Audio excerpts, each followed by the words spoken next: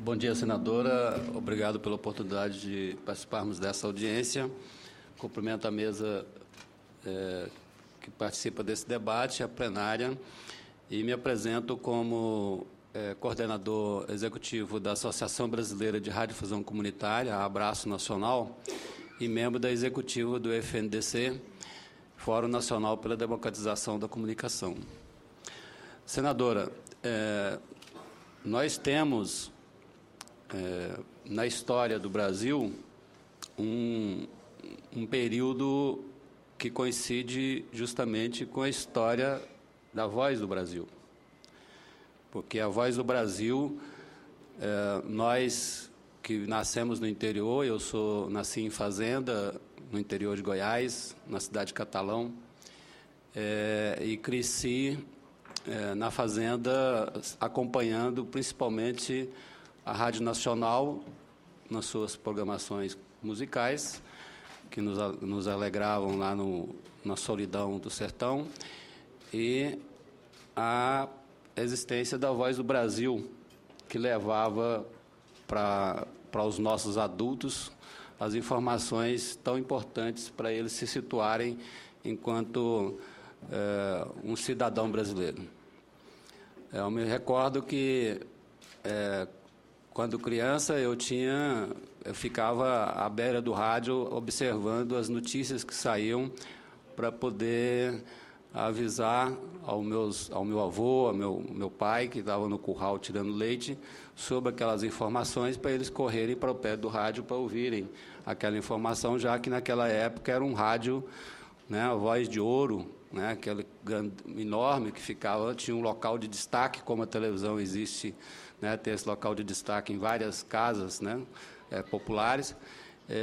O rádio era que tinha esse local de destaque lá na fazenda. E, em torno desse rádio, nós nos linkávamos com o Brasil. Nós nos sentíamos brasileiros, porque falavam a nossa linguagem. Era a mesma língua e era a mesma informação cultural, a mesma informação que era comum a todos os brasileiros. E isso nos dava esse sentimento de nacionalidade, né? E isolados lá na nossa fazenda, lá na nossa cidade do interior. E isso era tão importante que o único relógio que existia naquela região era um relógio de corda e que ficava pendurado na parede da cozinha, que era para todos terem acesso àquele relógio. E como o relógio de corda, ele só era acertado quando vinha a Voz do Brasil.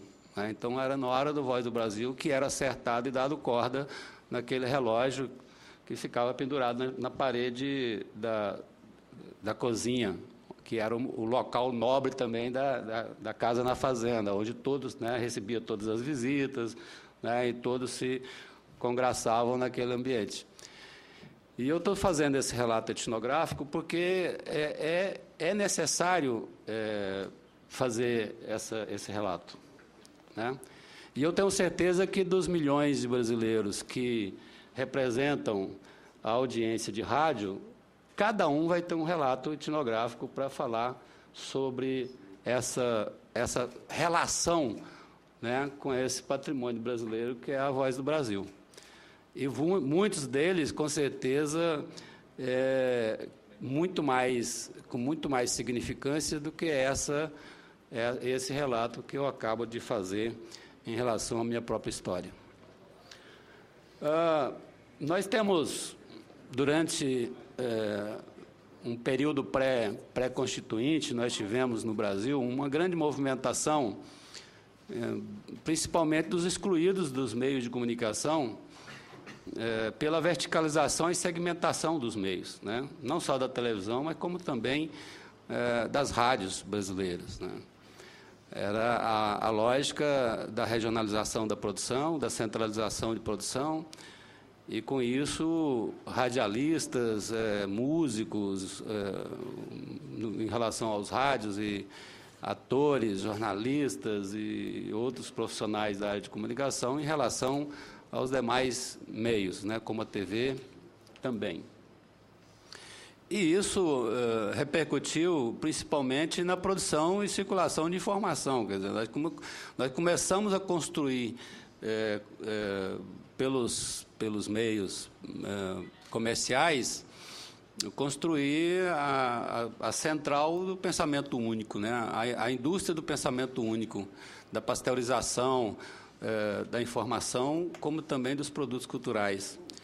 E isso que gerou o movimento pela democratização da comunicação, foi o movimento dos excluídos, né, dessa política desenvolvida pelos meios comerciais, os meios convencionais de comunicação, principalmente o rádio e a televisão.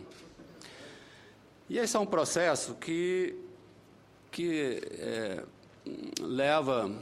nos leva a trazer para o momento atual sobre essa questão da necessidade da circulação de informação.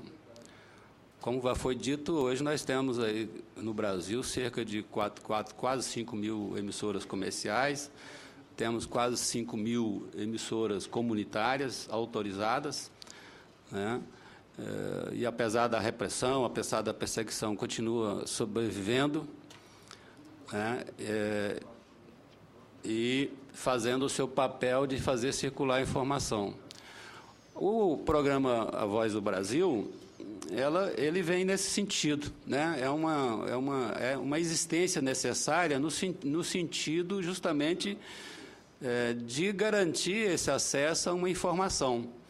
Se nós temos aí cerca de 10 mil rádios no Brasil, se nós formos fazer um levantamento das informações que são veiculadas nessas emissoras, nós vamos ver que grande parte daquilo que sai no Voz do Brasil não está nessas programações, entendeu?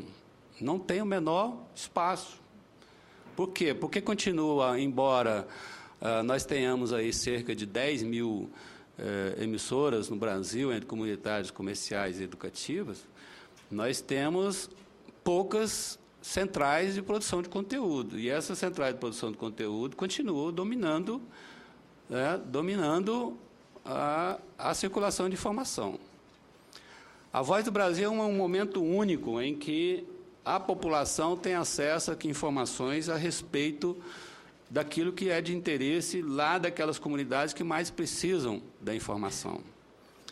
A pesquisa apresentada pelo secretário de imprensa, o Zé Ramos, ele não é uma pesquisa contrária à Voz do Brasil, muito pelo contrário.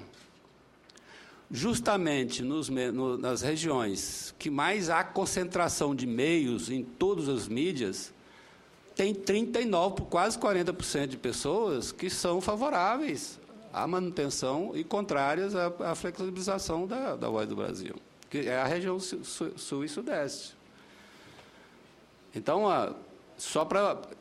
é o inverso a informação que foi trazida, né? Não foi uma informação que fala que a maioria é contra a obrigatoriedade ou contra, né, a existência da Voz do Brasil naquele horário.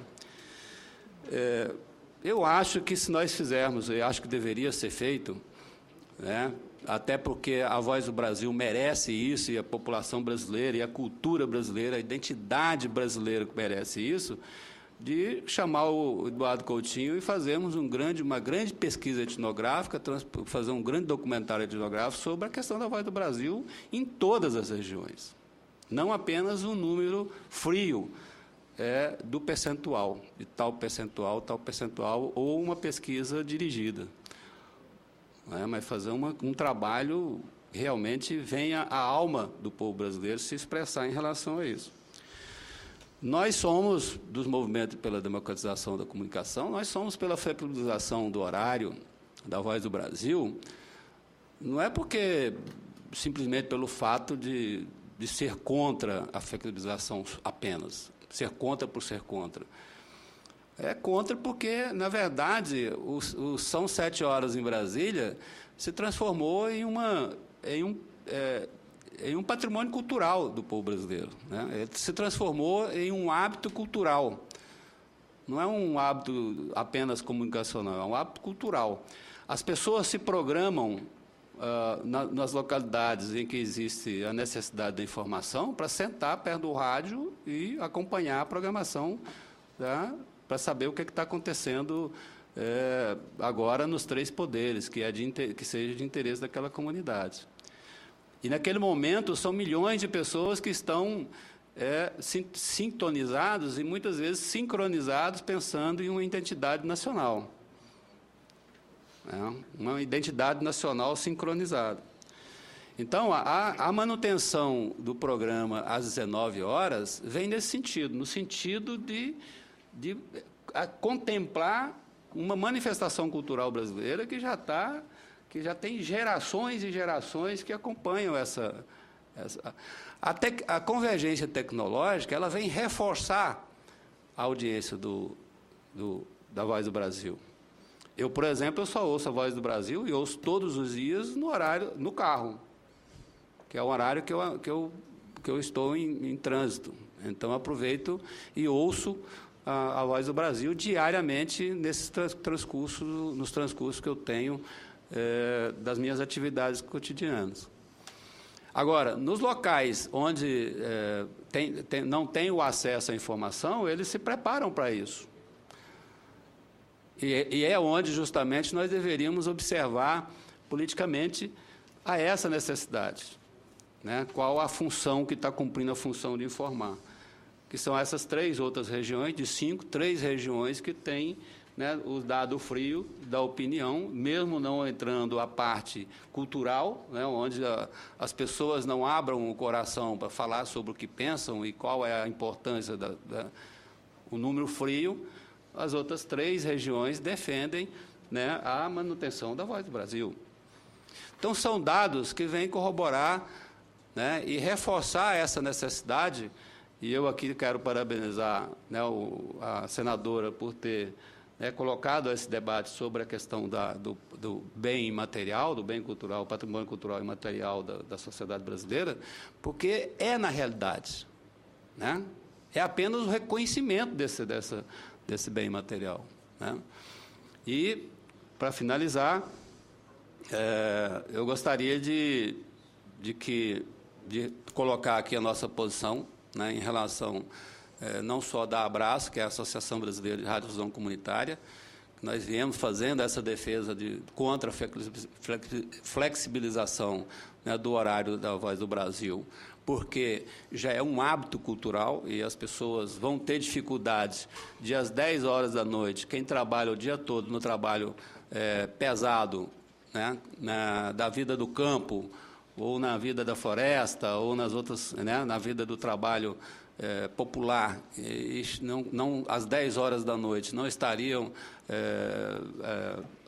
com disposição para poder esperar a Voz do Brasil e receber aquelas informações que eles têm o hábito de receber todos os dias, né?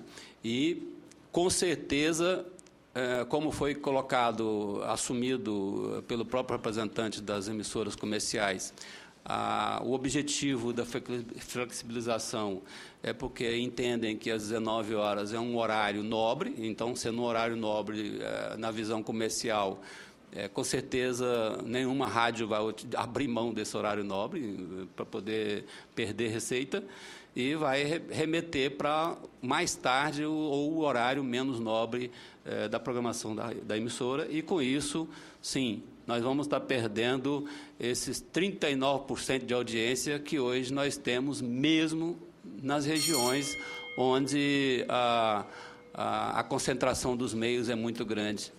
E eu poderia fazer, inclusive, uma pergunta: qual é a emissora de rádio que tem 39% de audiência nesses centros onde há concentração de meios? Obrigado.